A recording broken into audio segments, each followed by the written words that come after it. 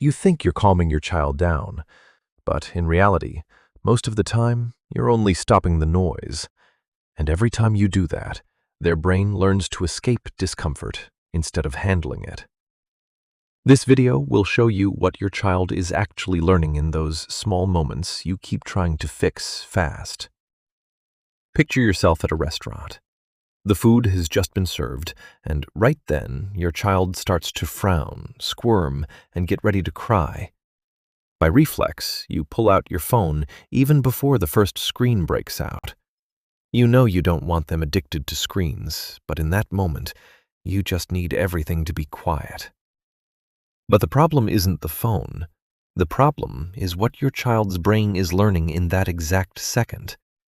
It's not learning ABCs, and it's not learning self-control like you think.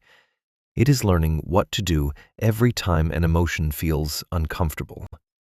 If you see this loop, you'll understand why so many difficult behaviors don't start during a big meltdown. They start during the times you made things calm down too fast. A peaceful dinner at a restaurant is suddenly interrupted by your child's screaming. Your natural reflex is to hand them your phone to buy back the silence. Or, in a crowded place, you rush to say, "Stop it," because of those judging eyes. You don't do this because it's right. You do it because it works fast. It works. But in that second, a child's brain learns only one thing. Big emotions must be shut down at any cost. You aren't just solving a problem, you are shaping a lifelong habit. And what you shape here will not stay small. When a child cries and you offer a distraction, they stop instantly. You breathe a sigh of relief thinking, at least they have calmed down. Not calm, it's actually an escape. The brain is learning a dangerous loop: discomfort, escape, relief, and repeat. Instead of developing a tolerance for frustration, their avoidance only grows stronger. Relief is not regulation. You aren't actually calming them, you're teaching them what to do with discomfort.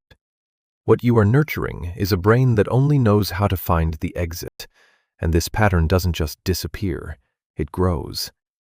You don't see the true cost while the child is sitting quietly. You only see it when they lose the ability to cope. This is when they can't wait even a few seconds or explode when they don't get their way. The brain has been programmed to prioritize escape over processing discomfort. The result is weak focus and emotional outbursts that feel impossible to control. Now it shows. This didn't just start here. And this is where most parents completely misunderstand the problem. You constantly intervene to make sure your child never feels uncomfortable. You protect them from every frustration because you don't want them to feel bad. But the truth is, you aren't protecting them from stress. This is the trade. By removing the struggle, you are removing the only chance for their brain to build strength. How can they learn to stand if you are always clearing the path? Comfort now means weakness later. So if not this, then what actually builds strength? Instead of rushing to interrupt your child's discomfort, you choose to stay. You don't try to fix the emotion immediately. Stay. When you slow down, the child's brain begins to learn a vital lesson. No matter how big the feeling is, it can exist and be processed safely.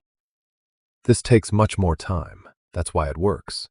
You don't remove the feeling, you teach them how to go through it. And this is what shapes everything that comes after. A child is not shaped most by what you teach when things are calm. They are shaped by what happens when feelings get hard.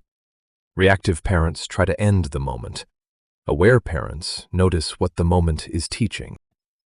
The fastest fix is often the longest lesson. Comment. Pause if this made you notice one moment you usually rush through. Subscribe if you want parenting insights that help you see the pattern before the behavior.